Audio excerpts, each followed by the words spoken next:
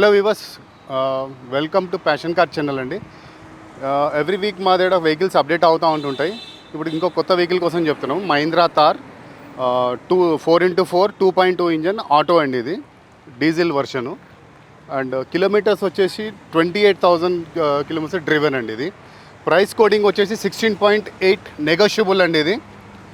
And మీకు ఇది vehicle వచ్చేసి ఇమ్మాక్యులేట్ కండిషన్లో ఉంది. Vehicle non flooded and non accident.